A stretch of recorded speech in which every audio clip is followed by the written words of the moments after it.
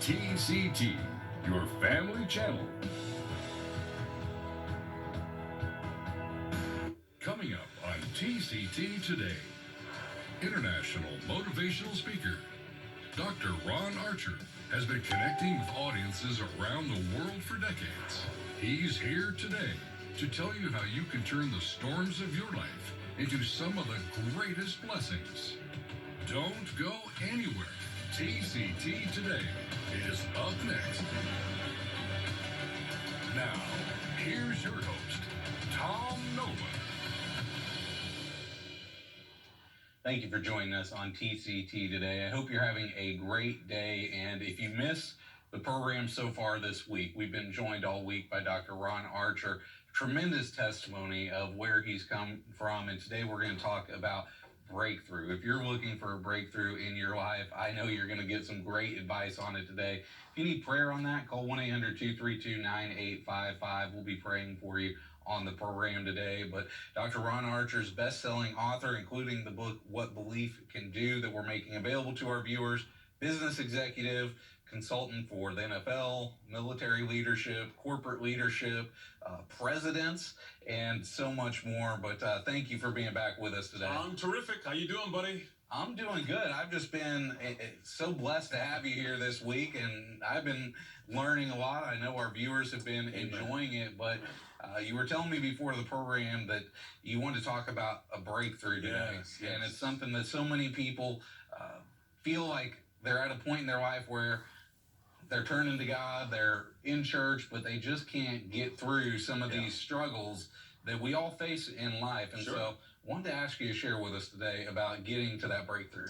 You know what? We learn in life, either you have a breakthrough or it feels like a breakdown. And people get so discouraged. They think, is God listening? And I go to church, I pray, I tithe, and yet my son is still on drugs. My marriage is still messed up. The job I'm in, I hate so much. My health issue is still here. So why doesn't God listen? I'm going to share with you what I've learned in 30 years of ministry, 30 years of my academic work, and most importantly, my own spiritual experience with God. Breakthrough is not a one-time event. It is a process. But I want to share with people that almost every biblical character, Tom, has gone through the process to get to breakthrough. Somewhat a story. Bill Marriott, who owned the Marriott hotel chain, early on in his career in development, grew too fast. He was facing bankruptcy. He called his empire a mile wide and an inch deep. So he went away to get some reflection time, went to Maui, Hawaii, great place to go. And there he met a Chinese farmer who was growing a very exotic, interesting tree called the Chinese bamboo tree. The farmer explained he puts a seed in the ground, and every day he waters the seed and cultivates it and fertilizes it and lets the sun shine. And Tom, after 1 full year of investment, labor, fertilization, irrigation, nothing happens. Not a sprout, not a sapling, there's nothing. People drive by and laugh. He's a mud farmer because nothing is growing. But Tom, you think that's bad? Years 2, 3, and 4 are the exact same way. People think he's insane. You're spending 4 years watering and spending money on a crop that doesn't produce itself. You're hallucinating. You may think you have a crop, you have nothing. But then during the first 3 months, Tom, of the 5th year, that seed grows into a tree that's 90 feet tall. It grows a foot a day for 90 days. And out of one seed comes 100 bamboo, that's why they call them shoots. They shoot up. And the question was raised, did this tree grow 90 feet in 3 months or 90 feet in 5 years? Because if any day was missed in those 4 years of doing all the labor and all the fertilization, all the irrigation, the miracle would not have happened in the 5th year. Bill was so moved by that story, he wrote a poem called The Tree. The tree that never has to fight for its share of air, sky, land, water, or light, never became a forest king, but lived and died a scrubby thing. The man who never has to fight for his share of air, sky, land, water, or light never becomes a disciplined man, but lives and dies as he began.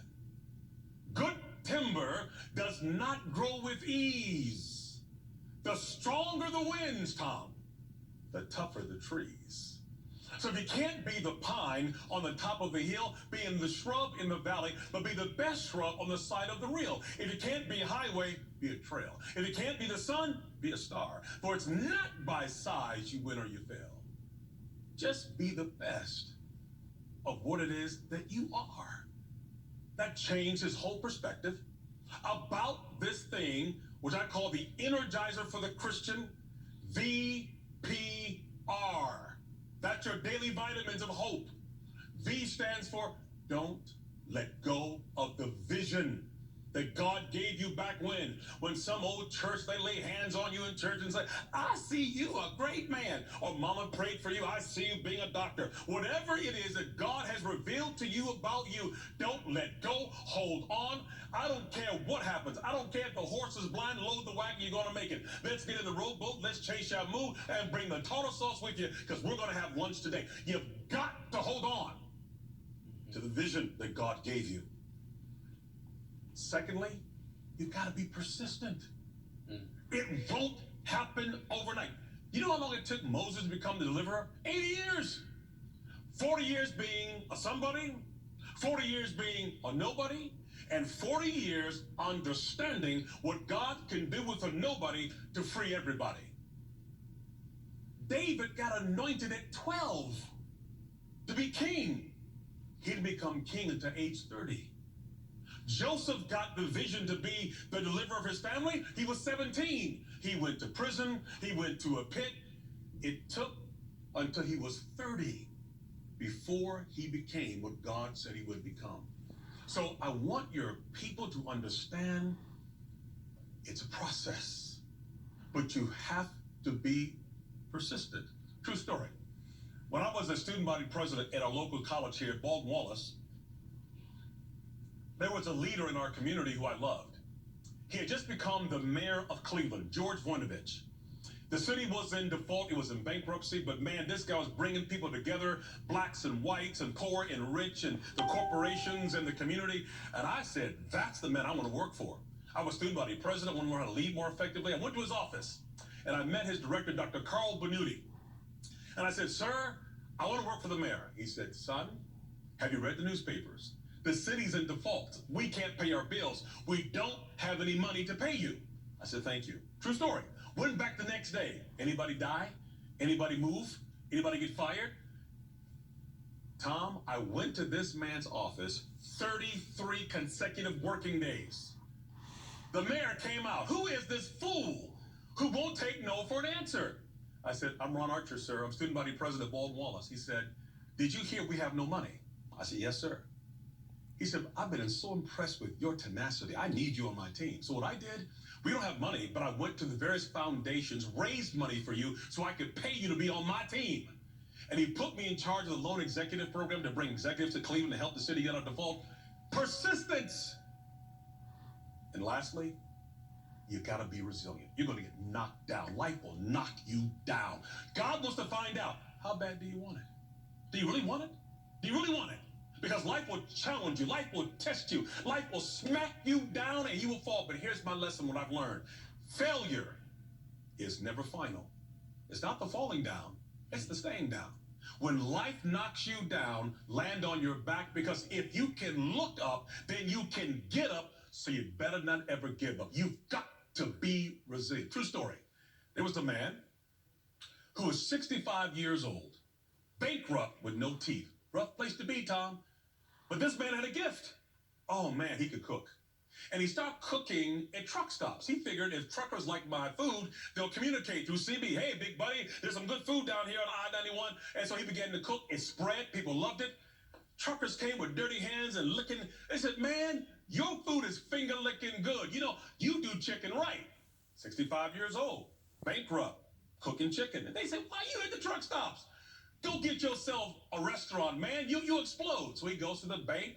He has no teeth. He goes in, trucker, love my chicken. I need some money. The banker said, man, you are 65 and can even chew your own chicken. How do you know it's good? No, you ain't getting no money from us. He was told, hear me now, he was told 1,099 times, you're too old, you'll die before you pay the money back. No, but here it is, hear me. He knew that there was one big, fat, gigantic yes waiting for him. It was a destiny. He got knocked down, but he kept getting up every day because he believed in something. Belief is awesome. Belief in a dream, an idea, a destiny, a belief in your concept. If you believe in it, you see, Tom, people first must believe that you believe before they start to believe. People don't buy your idea, people buy you. I cannot teach what I do not know. And I cannot lead where I'm not willing to go. If I want to see change, I must become the very change I hope to see. So you got to have a vision that God's given you. Be persistent and be absolutely resilient. Now,